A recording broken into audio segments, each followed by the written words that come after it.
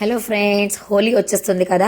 మరి హోలీ కోసం బయట రంగులతో పిల్లలు ఆడుకోవడం అంత మంచిది కాదు. అందుకనే ఇంట్లోనే ప్రిపేర్ చేసుకుందాం. సో నేను చూపించిన టిప్స్ అయితే ఫాలో అయిపోయి మీరు ఈ కలర్స్ అయితే ఇంట్లో చేసేసుకోండి. జస్ట్ 2 ఇంగ్రీడియంట్స్ ఉంటే చాలండి. ఒకటి కార్న్ఫ్లోర్, ఒకటి ఫుడ్ కలర్. మనం బగారాస్ వాటిలో ఫుడ్స్లో వేస్తూ ఉంటాం కదా ఫుడ్ కలర్స్, అవేనండి. సో నా దగ్గర అయితే 4 కలర్స్ ఉన్నాయి: orange, red, green and blue. So sorry, green లేదు, yellow. So yellow and blue ఉంటే గ్రీన్ అయితే చేసేసుకోవచ్చు మనం, ఎందుకంటే ఎల్లో ఇంకా బ్లూ కలిపిస్తే గ్రీన్ కలర్ అవుతుంది కాబట్టి ఎక్స్ట్రా కలర్ అయితే ఒకటి మనం చేసేసుకోవచ్చు.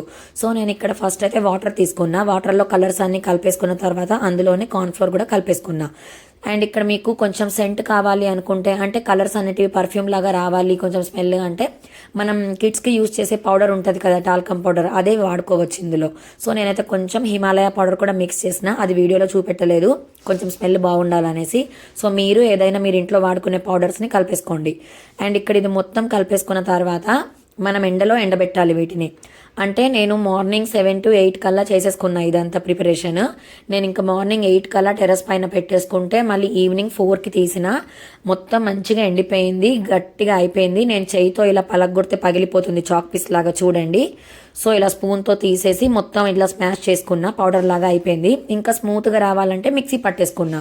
సో మీరు కూడా మిక్సీ పట్టేసుకోండి, లేదంటే జల్లెడలో అయినా జల్లించుకోండి, పౌడర్ లాగా వచ్చేస్తుంది.